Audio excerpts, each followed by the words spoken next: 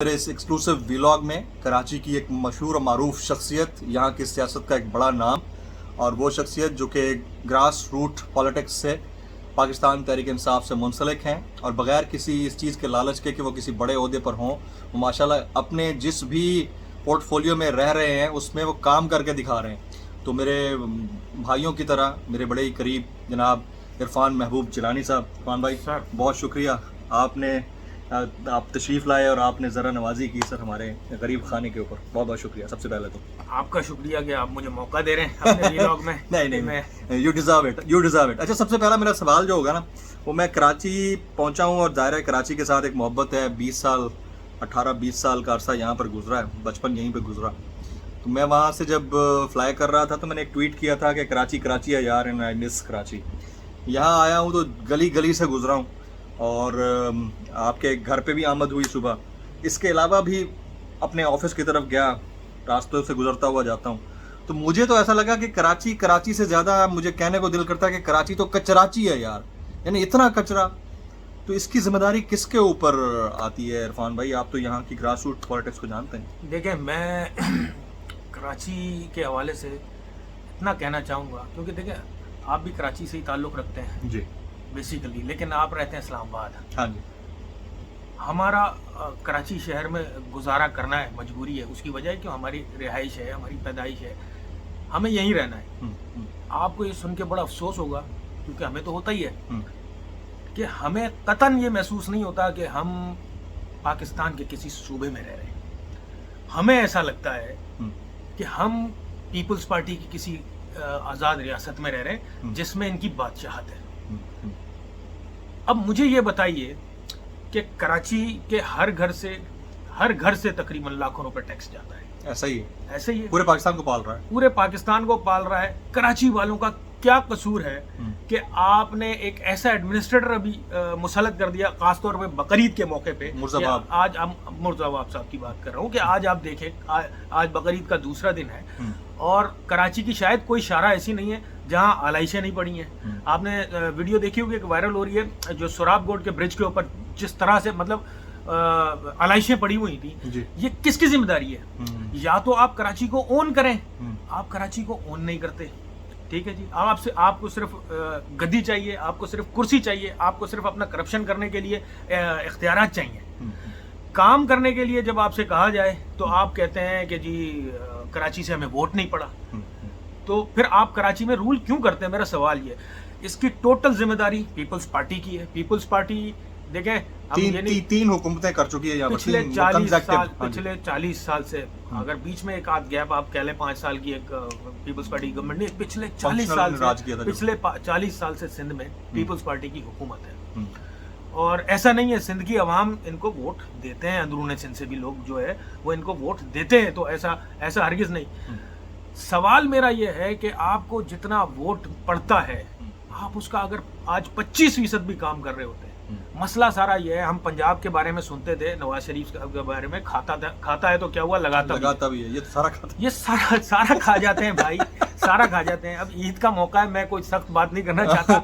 नहीं आप, लेकिन फिर आप लोग आई वॉच भी तो उस तरह से नहीं बनते जिस तरह बनना चाहिए। नहीं, मैं सवाल बड़ा तल्ख करने लगा हूँ, करना है मुझे।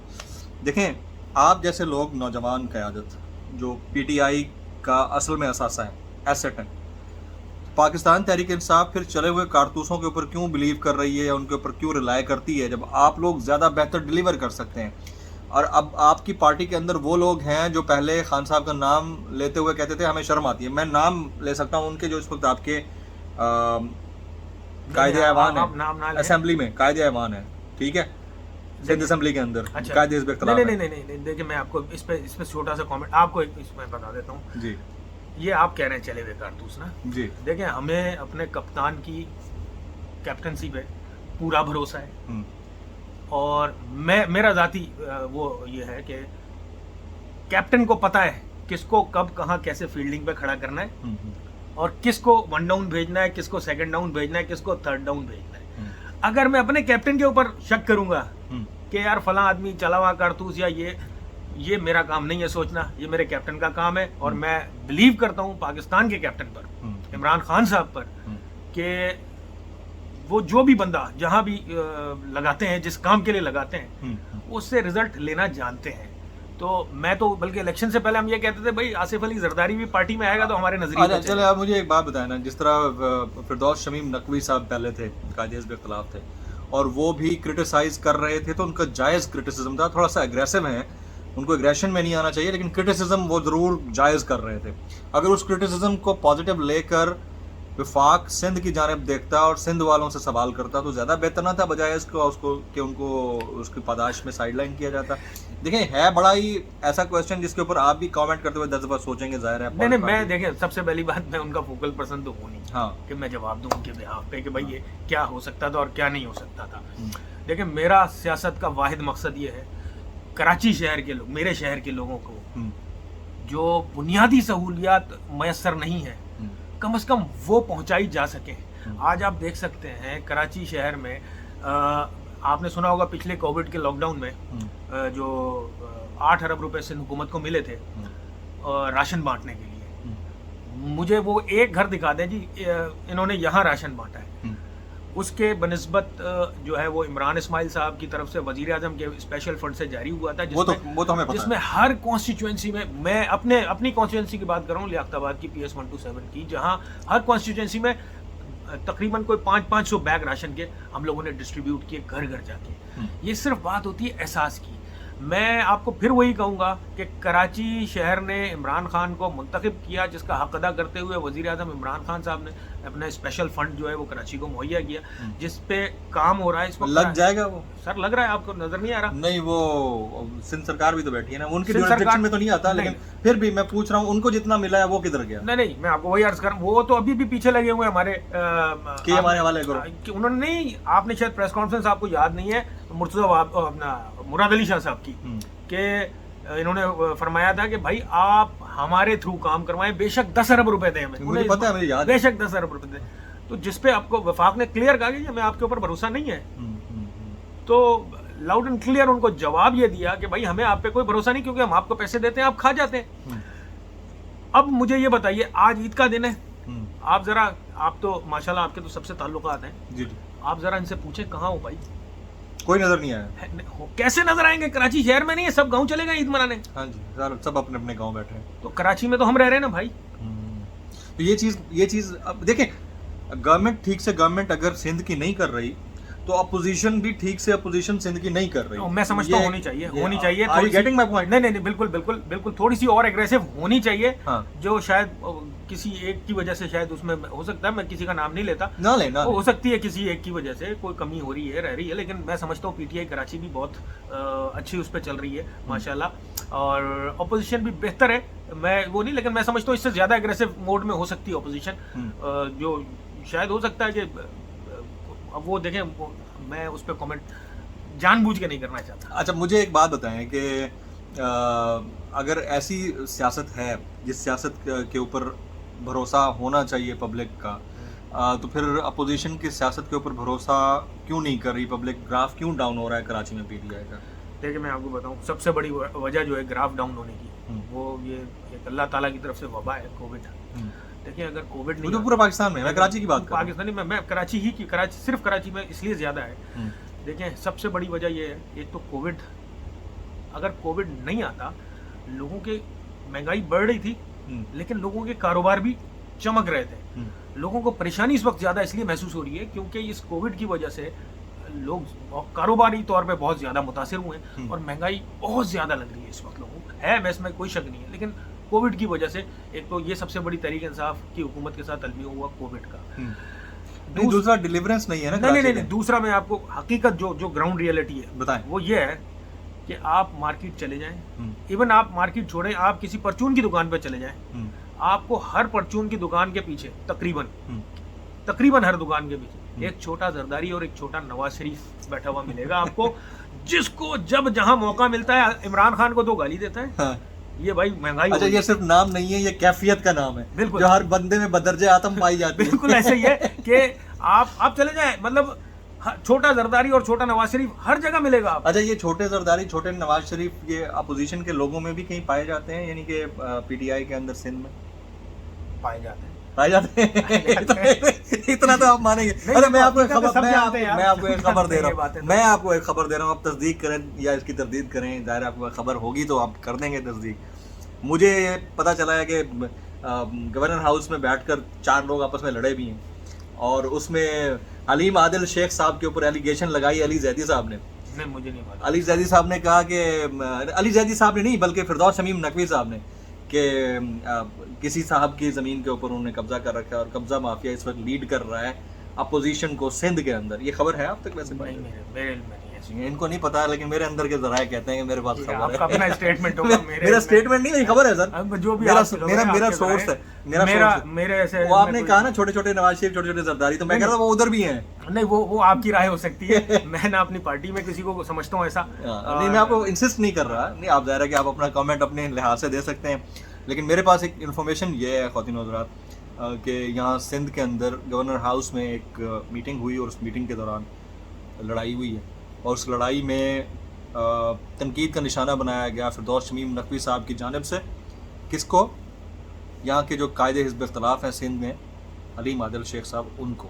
अब ये अंदर की कहानी कितनी पक रही है इसका तो नहीं पता, लेकिन सिंध के अंदर जो लोग हैं ना, पब्लिक, वो समझती है कि अगर गवर्नमेंट ठीक से गवर्नमेंट नहीं कर रही सिंध की, तो अपोजिशन भी ठीक से अपोजिशन नहीं कर रही सिंध की। आगे चलते हैं हम AJK के इंतखाबात। पहले इसको क्लियर करते हैं, कर दें। थोड़ी सी ज्यादती कर दी, ऐसा नहीं है। ऑपोजिशन मेरा ख्याल है कि पिछले अदवार में जो ऑपोजिशन होती थी उससे बहुत बेहतर हो रही है। अच्छा। उससे बहुत बेहतर हो रही है। हो सकता है किसी एक, मैंने आपको पहले भी कहा, किसी एक आध शख्स की कोताही गलती हो सकती है, किसी एक आध उसकी ऑपोजिशन में, लेकिन ज़रूरी नहीं है कि आप उसमें सारे पूरी PTI। ओवरऑल मैं समझता हूँ बेहतर है काम। अच्छा, पहले से बेहतर है। और कराची वालों के दुख दर्द का मदावा कर रही है तहरीक इंसाफ कराची। इससे अच्छा भी होगा इंशाल्लाह आगे चल के, और काम तेज़ी से बहुत सारे जारी हैं कराची शहर में। तो मैं नहीं समझता कि इतना बुरा वक्त है। अच्छा, चल अब चलते हैं आज़ाद कश्मीर जी। 2 दिन बाद आज़ाद कश्मीर के इंतखाबात हो रहे हैं 25 तारीख को। जिस वक्त ये वीलॉग अपलोड हो चुका होगा उस वक्त तक एक आध दिन रह गया होगा और हम देख रहे होंगे कि क्या नतीजे जाएंगे। आप अभी से बता देंगे कौन जीत रहा है? तहरीक इंसाफ कोalition बनाएगी सिंपल मेजॉरिटी के साथ? नहीं, सिंपल मेजॉरिटी से जीतेगी।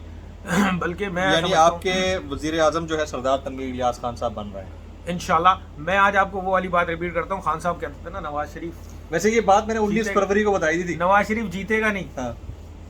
तो सॉरी, मैं नवाज शरीफ से नहीं जीतूंगा। हाँ। नवाज शरीफ मुझसे हारेगा। हम जो है वो तहरीक इंसाफ जो है वो कश्मीर में मरियम से नहीं जीतेगी। हाँ। मरियम हारेगी हमसे। तो उनके तो कैंडिडेट्स ही नहीं है अभी। मुझे आप ये बताया था कि मैं उस पर बड़ा टोटल 12 उम्मीदवार खड़े हैं। अच्छा, ये देखा आपने? ये देखा है? हाँ। ये और ये, मतलब आप कोई, मुझे सच्ची बात बता रहा हूँ, मैं बिल्कुल संजीदा होके, अगर मेरा ये मतलब आपके चेंज हो गया ना, आपके थ्रू अगर मेरा पैगाम जाए, पहुंच सके, तो मैं आपको सच बता रहा हूँ, मुझे पहले तो मुझे गुस्सा आता था इनकी तकरीरें सुन के ना, अब दिली तौर पे हमदर्दी हो रही है मरियम सफदर से, कि वो मेरा ख्याल है बीमारी की आखिरी स्टेज पर है। मैं आपको सच बताऊं, ये जब आदमी आ जाता ना कि मैं भी देखूं कि खड़े कैसे होते हैं और बैठते, ओ भाई आप क्या मतलब लोगों को, मतलब ये हमारे अफसरशाही तो नहीं है ना? नहीं, अफसरशाही को छोड़ दें। हाँ। सर आपके पास कुत्ता है? कई है। मेरे पास भी एक ऐसा कुत्ता है, मैं उसको ऐसे बैठाते हैं तो बैठ जाता है। उसकी भी कोई इज्जत होती है ना। हाँ। तो यार हम ये तो इंसान थे। और दूसरा मैंने सुना है वो लोग कह रहे हैं जी इतना मजमा हो रहा है मरियम नवाज, ओ भाई 300 गाड़ियां तो वहाँ ये मरी से और लाहौर से लेके गई हैं। आई नो, मैं गिलगित में भी इनको वॉच कर चुका हूँ, यहाँ पर भी वॉच कर चुका हूँ। तो वो सारे कहाँ गए जो 300 गाड़ियों में लोग गए थे? तो वो वहीं एडजस्ट होते हैं। लोगों को ये लग रहा है कि जी बड़े मजमे, ये सारा ड्रामा, इनकी सारी जिंदगी ड्रामे पे गुजर रही है। और कैंडिडेट्स ही खड़े नहीं किए तो क्या जीतेंगे? 12 टोटल इनके उम्मीदवार हैं, 8 पीपल्स पार्टी के हैं। तो बस वो असल में बात खत्म हो गई ना। 36-37 हल्के हैं तो उसमें क्या 8-12 उम्मीदवार क्या करेंगे? कंपटीशन ही नहीं है। और JUI भी आपकी इत्तेहादी है, तो अब इससे बढ़कर ऊपर मैं क्या बात करूं? मैं इस पे कोई बात नहीं करना। अच्छा, कराची के हालात बदल जाएंगे आने वाले दिनों, आपको लगता है? मुझे अल्लाह की ज़ात से पूरी उम्मीद है। और देखें कराची में ना तहरीक इंसाफ में बहुत सारे मेहनती लोग हैं जो काम कर रहे हैं। मैं नाम भी लेना चाहता हूँ। लें बिल्कुल। देखें सबसे पहले हमारा MP है राजा अजहर है कुरंगी से, ठीक है। उसको मैंने एक चीज़ देखी है, उसको आधी रात को भी कोई कॉल करता है ना, वो शख्स पहुँच जाता है। लोग यही चाहते थे अपने MPS से कि हमारा MP अप्रोचेबल हो, हमारा MNA अप्रोचेबल हो। कराची में आलमगीर को आप देखें, वेरी एक्टिव, आप ही क्या वेरी एक्टिव। ये बराबर में घर है भाई, ईद के दिन भी वो ट्रैक्टर लेके घूम रहे हैं। भाई है अपना, ये 2 घर छोड़ के घर है। मैं वही अर्ज कर रहा हूँ ना। हाँ। अरसलान गुमन को देख ले, अरसलान गुमन बेचारा अरसलान भी is a brother, very nice. दिन रात वो बेचारा लगा मैं मतलब मेरा तो वोट ही अरसलान गुमन, मतलब मैं उसी कॉन्स्टिट्यूएंसी में रहता हूँ।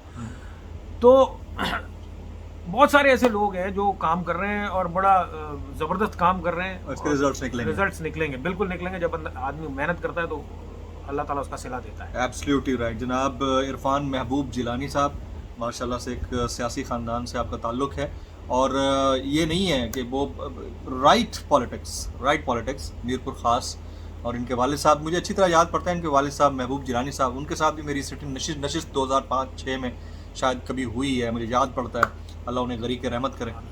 तो इरफान साहब उभरता हुआ चेहरा है जी पाकिस्तान तहरीक इंसाफ का। हमारी दुआएं कि आने वाले दिनों में ये ऐवानों में बड़ी अच्छी पोजीशन पे बैठे हैं, और जो डिज़र्व करते हैं सही लोग पीटीआई के अंदर, जो उनका नज़रियाती कारकुन है ना, वो खान साहब भी अगर ये वीडियो उन तक पहुंच रही है, जो नज़रियाती कारकुन है, उस नज़रियाती कारकुन को जो उनका डिज़र्विंग राइट है वो मिलना चाहिए, और उनको उनकी वो पोजीशन मिलनी चाहिए जिस पोजीशन के लिए वो डिज़र्व करते हैं। एक आखिर में मैं एक एहसास महरूमी है जो कराची वालों में, मैं उस पर बात करना चाहता हूँ। देखें कि वफाक से मैं गुजारिश ये करूँगा, कराची का जो बच्चा है ना, आप देखेंगे कि पहले भी सिर्फ वो कौमियत के नाम पे उसको बहकाया गया बच्चे को कि जी महाजिर और महाजिरों के साथ जुल्म और ये सारा चीज़ें। हकीकत में उस वक्त तो शायद इतना जुल्म नहीं हो रहा था, बाहर वाले नहीं कर रहे थे जितना इधर कराची वालों ने किया था, वो जो लंदन में बैठा है। लेकिन अब जो जुल्म हो रहा है हकीकतन ये हो रहा है कि देखें कराची के जो लड़के हैं, कराची के जो नौजवान है, वो बेरोजगारी की तरफ बड़ी तेजी से बढ़ रहा है। तवक्को ज्यादा है उसकी, ठीक है। उसकी तवक्को तहरीक इंसाफ से जो थी, तहरीक इंसाफ वो किसी हद तक पूरी नहीं कर पा रही है, कर सकती है, करना चाहिए में, और करना चाहिए।